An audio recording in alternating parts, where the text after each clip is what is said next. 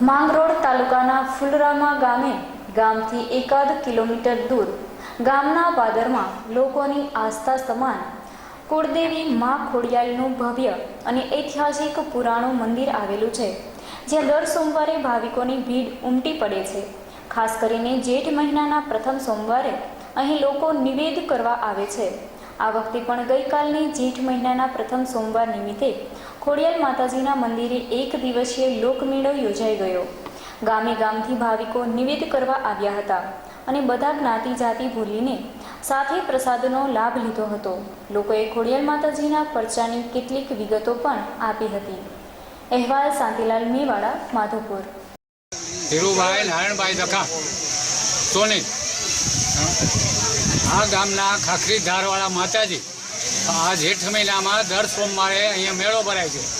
અમારા ગામના નિવેદ થાય છે અને 7 ગામનું માણસ ભેગું થાય। માંગરોળ તાલુકાના ફુલરામા ગામ, હું આત્રોલિયા અરજતભાઈ જીવા, માંગરોળ તાલુકા ભાજપનો ઉપપ્રમુખ છું અને ફુલરામા ગામનો જ રહેવાસી છું।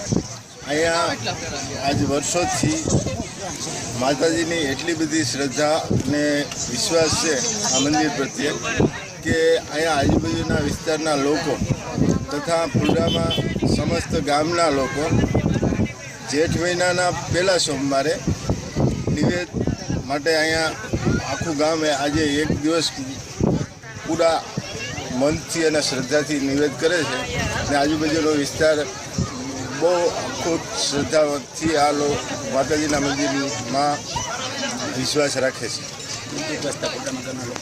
દૂર દૂર વસતા જ્યાં બહારના ફુલરામા ગામના જેટલા લોકો છે એ આજે અહીંયા જેઠ મહિનાના પહેલા સોમવારે નિવેદ કરવા આવે છે અને પૂરા વિશ્વાસ અને મનથી નિવેદ ધરાવે। મારું નામ દિનેશભાઈ દેવાભાઈ પરમાર છે। હું ફુલરામા ગામે રહું છું। હાલ રાજકોટ જિલ્લાના જેતપુર તાલુકાના જેતપુર ગામ રહ્યો છે ને આ ખોડિયાર માતાજીના મંદિરે જેઠ મહિના દર સોમવારે અહીંયા નિવેદ રૂપે મેળો ભરાય છે।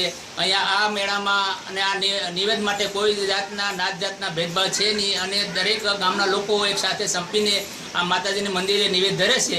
અને આ મંદિર આ મૂર્તિની એવી લોકવાયદા છે કે પહેલાં આ મૂર્તિ લાંગડ ગામે હતી અને તેથી તળાઈને ફુલરામાના ગામને સીમાડે આવેલ અને આ મંદિર અત્યારે ખુલ્લા વાતાવરણમાં અને ખુલ્લા વાતાવરણમાં આ મંદિર આવેલું છે અને આ ઘણા લોકો દાનવીરે આ મંદિર બનાવવા માટેના અથાગ પ્રયાસો કર્યા છે, છતાં પણ માતાજી આ મંદિર બનાવવાની ના પાડે છે અને આ આજુબાજુના વિસ્તારના લોકોને આ ખોડિયાર માતાજી પ્રત્યે અતૂટ અને શ્રદ્ધા અને વિશ્વાસ છે અને દર વર્ષે જેઠ મહિના પહેલા સોમવારે અહીંયા આ માતાજીનો મેળો ભરાય છે અને આખા ગામના લોકો ગાડા જોડીને આ મેળામાં નિવેદ ધરવા માટે પધારે છે।